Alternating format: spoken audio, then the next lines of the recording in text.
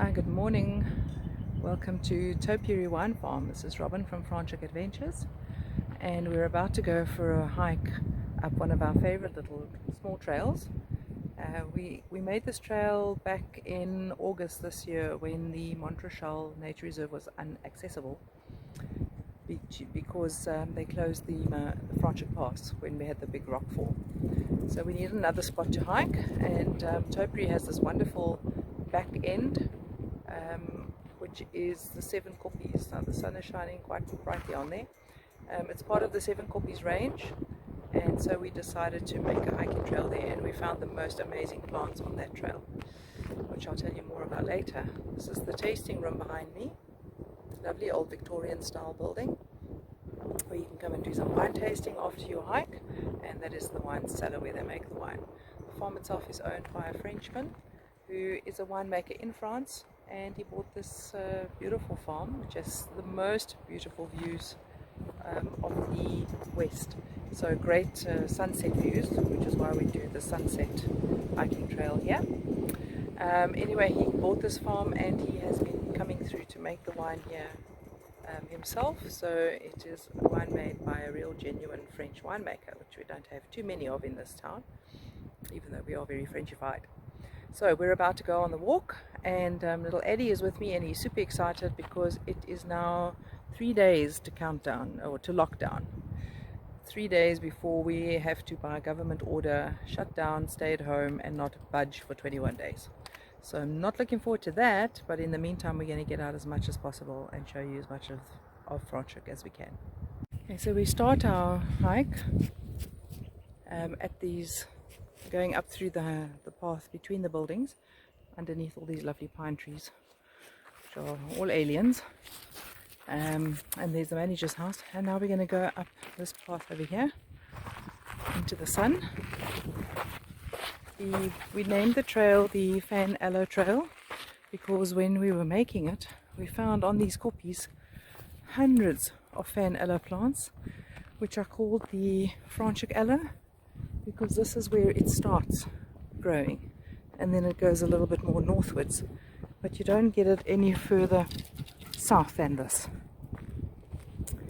And the other amazing thing that we found while we were making the trail is hundreds and hundreds of blushing bride proteas. Blushing bride proteas are the Franschhoek protea that only grow in our mountains, which is quite an amazing thing. We didn't know they were here, so very, very happy to find them. And if you come with us, we'll show you where to find them. They really are spectacular. At the moment they are not flowering, so I can't show them to you, and they flower a little bit later in the year. So we'll come back after our corona isolation, and in a couple of months' time they will be flowering.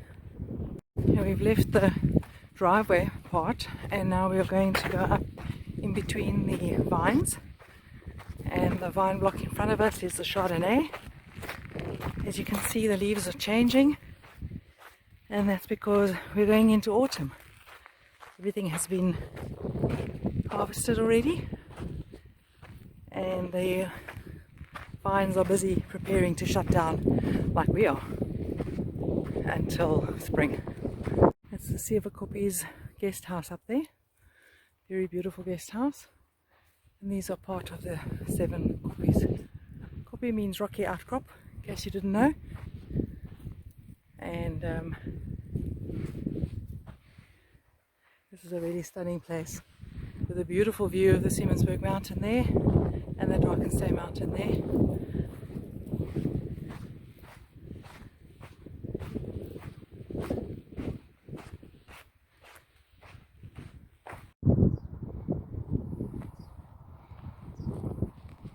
Okay, so we've walked through the vineyards, and we're about to start the actual trail itself, going up through the fynbos. Fynbos means fine bush, for those of you who have not yet been on one of my tours. Fine bush is the name of our indigenous vegetation. It is a World Heritage Site and a protected vegetation type because it is indeed very, very special. And it is called fynbos because almost every single type of plant that we have in the plant kingdom has these tiny little leaves. Each one of these is a leaf, very fine, which makes it drought resistant because their surface area is very small. And so these plants are tough as nails, and they can last in very drought, arid conditions, which is exactly what they need to flourish in an area like this, which is drought prone. So this is the trail. As you can see, it's very rough and ready, but that's great. It keeps its authenticity, which is what we want. We're going to be going up there and then on to these koppies here.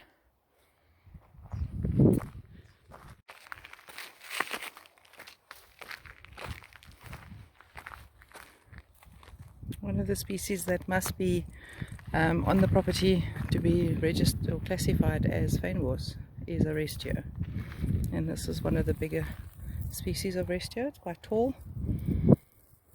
They can go from very small to very large, which is the ones that they use to thatch the Cape Dutch houses with.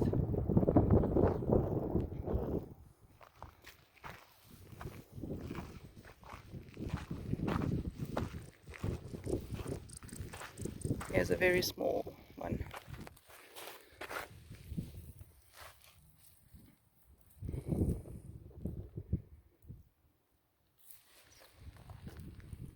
Very different to a grass.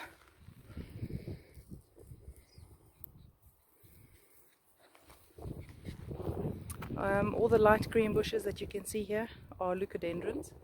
They're also proteas. And then here is a protea line. That's last year's flower. Proteas generally flower in winter.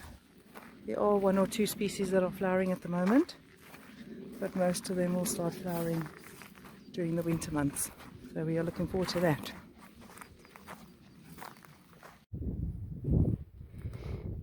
So we're about halfway up now. It's a bit of a climb to get up here, and we're still going to go up to there at the top of that, and the path goes on up this way here. But I'm just stopping here because I see lots of evidence of porcupines that have been feeding here. So have a look at that. A nice big hole dug down to the root or to the bulb, which is exactly what a porcupine does. Looking, that's what he eats, that part. So he will dig a nice little bit there, and then here across he's done the same thing. It doesn't look like last night. Looks a bit dry. Probably happened a couple of nights ago. So we do have lots of porcupines here in Franschhoek, or the whole of the area actually, and we see lots of evidence of them. But we don't see them very often because they are nocturnal, as most of our animals are. We do also get bokkies here. We get klipspringer or rock jumper, as well as grijsbok, Cape greybuck. They are diurnal, which means they're out during the day, but they're very, very small. And they're very skittish, so when they see people or they hear disturbances, they stand very still and they blend into the fynbos, and you just don't even see them. So we see them very seldom, but we do see their droppings quite regularly. That's a protea bush. So the biggest bush that you're going to see around will always be a protea. As I say, none of them are flowering on this particular trail at the moment, but when we come back in a couple of months' time, it'll all be in bloom. Here's some more evidence of our porcupine droppings. They're everywhere. So Mr. Porcupine did spend quite a bit of time here. Now, we do often find their quills, but I haven't seen any here today. Right, just to expand on what the porcupine does, as I showed you earlier, he digs a hole to get to the bulbs, and then this is the bulb. So he digs it out and he eats the actual bulb that's inside this casing. So what's left is just the bits that were covering it under the ground, but the bulb itself is gone. So if you might remember, if you've grown daffodils before. The actual white corm will be inside there, and it's covered by this protective outer casing, and that's what he eats only. So we see this quite a bit on the trails when the porcupines have been around.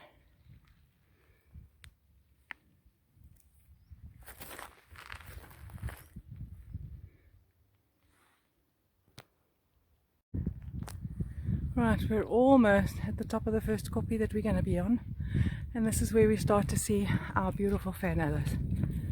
There they are. They really are stunning aloe species. They're very unusual in the way they look, and as I say, they only start growing here in Franschhoek and then a little bit northwards, but they're centered here basically. So they are known as the Franschhoek aloe, which is very special. Love having two distinct plant species that are named after my little village. The Franschhoek aloe and the Franschhoek protea, which is the blushing bride. Right, Eddie, onwards and upwards, my boy. Okay, last couple of steps up, and this koppie here is full of fan aloes. When they're flowering, they've got the most beautiful red flower, and you can see them quite far away. And then this koppie here also has loads. But now we're going to get to the top.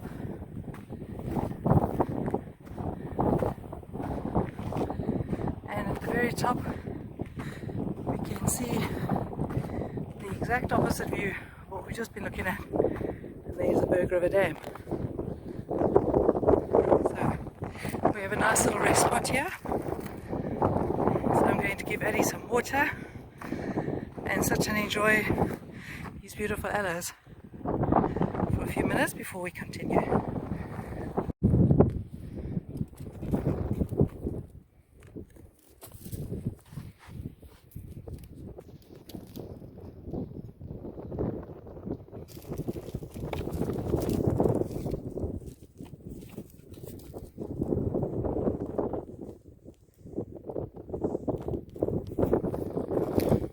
Looks like something has been feeding on this,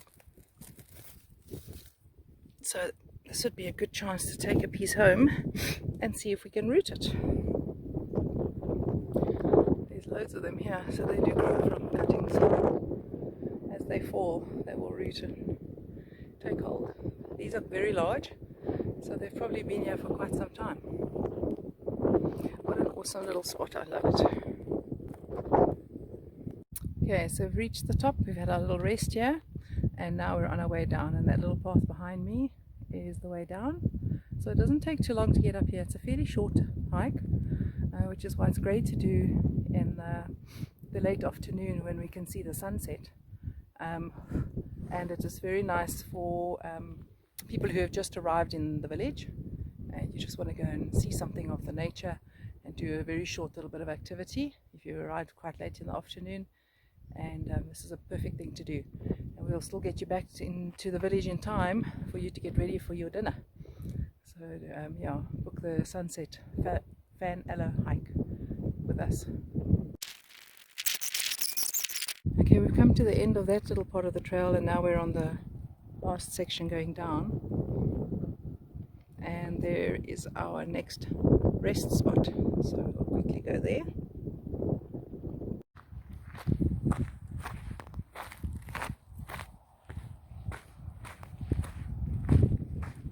We have a lovely little rest spot here, so I think it's time for a lovely cup of coffee.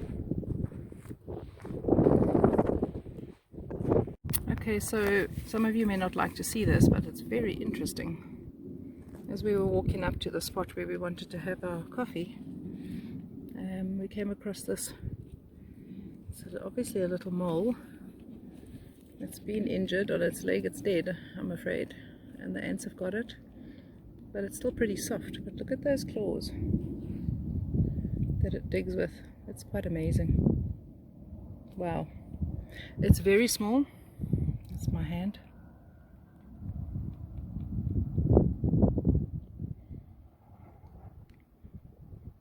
So it's a tiny little thing.